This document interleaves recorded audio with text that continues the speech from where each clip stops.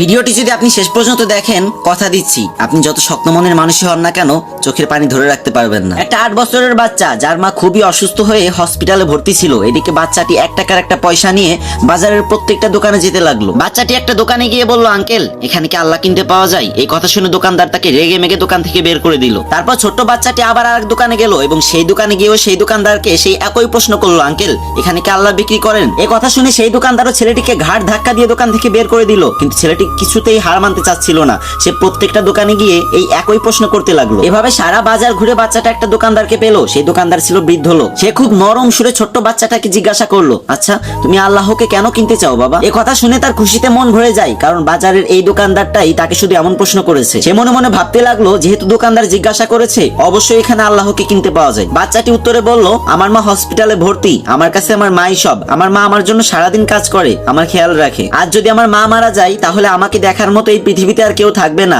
Doctor বলেছে একমাত্র আল্লাহ তাআলাই তোর মাকে বাঁচাতে পারে, তোর মার শ্বাস ফেরাতে পারে। আপনার এখানে তো নিশ্চয়ই আল্লাহকে কিনতে পাওয়া যায়, তাই না? যাকে দিয়ে আমি আমার মাকে বাঁচাবো। তখন দোকানদার বলল, হ্যাঁ অবশ্যই এখানে আল্লাহ পাওয়া যায়, কিন্তু তোমার কাছে কত টাকা আছে? তুমি আল্লাহকে কিনতে পারবে? তখন বাচ্চাটি খুশি হয়ে বলল, এই তো আমার কাছে 1 টাকা আছে। তখন দোকানদার বাচ্চাটির হাত থেকে 1 টাকার পয়সাটা নিয়ে বলল, আরে আমার এখানে তো 1 টাকা দিয়েই আল্লাহকে পাওয়া যায়। দোকানদার ছেলেটিকে 1 বোতল পানি দিয়ে বলল, এটা আল্লাহর দেয়া পবিত্র পানি, এটা তুমি তোমার মাকে খাওয়াবে, দেখবে তোমার মা একদম সুস্থ হয়ে যাবে। কিন্তু এতটুকু পানিতে যদি না হয় তাহলে আমি পরবর্তীতে এর থেকে অনেক বেশি পানি পাঠিয়ে দেব। আচ্ছা তুমি কি আমাকে হসপিটালের ঠিকানাটা বলতে পারবে? বাচ্চাটা খুব খুশি হয়ে হসপিটালের নাম আর ঠিকানাটা দোকানদারকে দিয়ে দিল। পরদিন বাচ্চাটির মাকে আইসিইউতে ভর্তি করা হলো। 7 দিন পরে বাচ্চাটির মা একদম সুস্থ হয়ে গেল। কিন্তু হসপিটালের বিল দেখে তার চোখে পানি চলে আসলো, কারণ এত টাকা দেওয়ার মতো সামর্থ্য সেই গরিব মায়ের ছিল না। তখন একটা স্টাফ এসে তাকে বলল, আপনি চিন্তা করবেন না, আপনার বিল তো একজন বয়স্ক লোক দিয়ে গেছে, সাথে একটা চিঠিও দিয়ে গেছে। চিঠিতে লেখা ছিল, আমাকে খুঁজে ধন্যবাদ দেওয়ার কোনো প্রয়োজন নেই, যদি ধন্যবাদ দিতেই হয় তাহলে আপনার ওই অবুঝ বাচ্চাটাকে দেন, যে কিনা